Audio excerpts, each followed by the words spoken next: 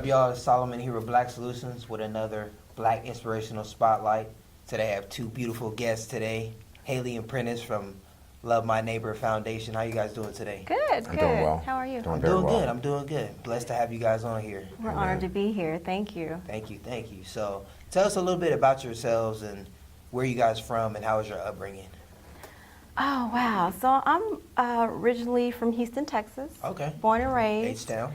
Yes, H-Town.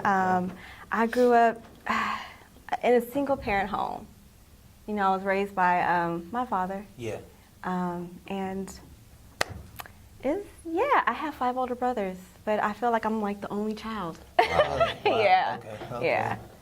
Good too. How about you, Prentice? Well, mine is almost kind of similar to her, but the opposite. I'm born and raised in Los Angeles all my life, and I'm the only male in my family. I have 4 sisters. Oh, okay. And I kind of bounced around from residence to residence. I didn't really have no really stable residence or no stable household. Okay. Kind of bounced around a lot. Got you. So tell us about Love My Neighbor Foundation. What is it and how was it started? Love My Neighbor Foundation was established in 2014. We feed the homeless. Okay. Every Thursday from noon to 2 downtown Skid Row. Like I said, we've been doing it for 4 years. It was established by me. I am the founder. I've been homeless before. And I just feel like a lot of people are 1 or 2 paychecks away from being homeless, you know? And a lot of times when you're young and when you're kids and they ask you, hey, what do you want to be when you grow up? Yeah. You know, I want to be a president, I want to be a movie star, I want to be a doctor. You don't ever hear people say, I want to be homeless. Yeah. I want to have mental issues. So it's just less fortunate that people are in these positions, and I just happen to be in that position. Wow. So I just, I overcame, got out of it, and now I just want to give it back to others. Okay. Prentice, how did you connect with Haley? Well, unfortunately, my lifestyle was I was a full-blown drug addict. I was homeless as well. I have mental health issues as well. Okay. But I got introduced to her foundation when I was homeless on 7th Street, and I used to see her across the street, and there was times I was in need for food and clothing. And so that's how I got introduced to her. But every so often, it was that time where God kind of put something in my spirit that it made me be committed to keep going to that line. And every time that I would have an opportunity to have a few extra money or whatever, I would pay my tithes through her foundation. Oh, wow. At first, she wouldn't take the money. You know, it wasn't too often or very much, but I just had the spirit of obedience, you know. And so she accepted, and that's how I got introduced. Oh, wow. That's amazing. So, Haley, tell us about one moment that you had during your foundation that really made you realize, like, wow, I'm really doing this. Like, this is big. This is bigger than me. Mm-hmm. It's one of the stories is Prentice's stories. Like he said, he went through our line to receive food and clothes, and he did come up to me, you know, whatever he had, if it's $3, if it's $2.50, whatever he had, you know, and that was just amazing because, for one, it's hard for us to get donations, and for the people that we serve that give back to us, you know, that's amazing. So he came up to me one day, he just kept on saying how blessed he was, you know. He got a new air mattress, some brand new clothes, some hot meal, and I'm just like, you know, just imagine how God could really bless you if you decide yourself to get off the street, if you decide to get out of drugs. And 2 weeks later, I didn't see him the next week. And then the week after that, I seen him and he was sticking through the clothes. I'm like, wait, hold up, you got to get at the end of the line. He was like, Haley, you remember me? I remember you. You pay your tithes and things, but you still got to wait in the line, you know. I'm about respect. And he was like, no. On December 26th, I decided to walk out of my tent and no longer be homeless. Oh, wow. And I'm here to volunteer. So not only did he walk away from all of that, he's there every single Thursday to give back himself. That's amazing. And that's very rewarding. Oh, wow.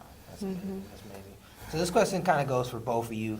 What advice would you give to someone who's going through, you know, maybe mental problems, homelessness, and everything like that? What advice would you give to somebody really just going through it?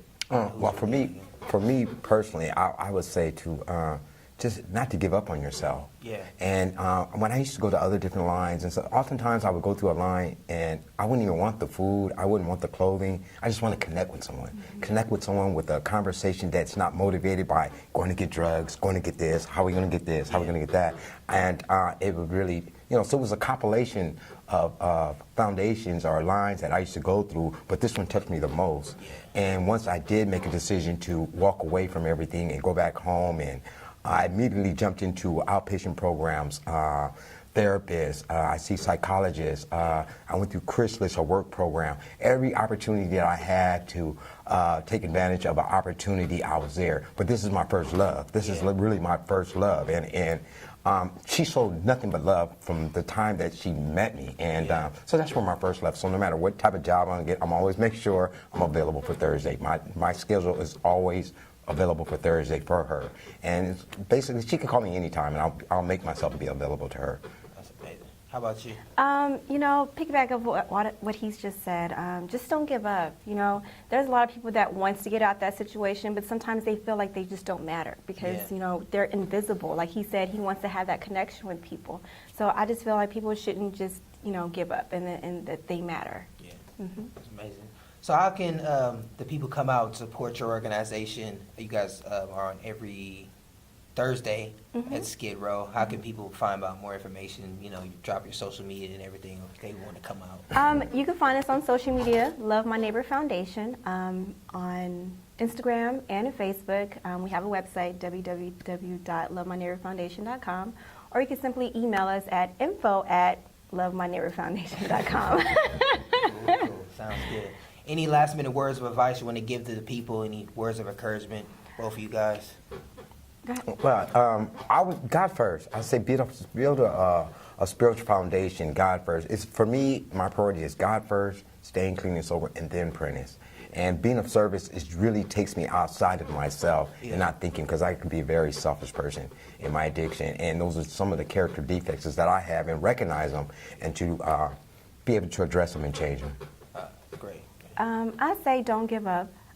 Anybody just give back, whether it's to the homeless, if you have a passion to anything, if it's to animals, whatever, just help others and give back to others. Amen. Amazing. Thank you, Haley and Prentice, for coming today. Absolutely. Don't forget to subscribe to us on YouTube and follow us on Instagram and Twitter at Black Soulutions. See you guys later.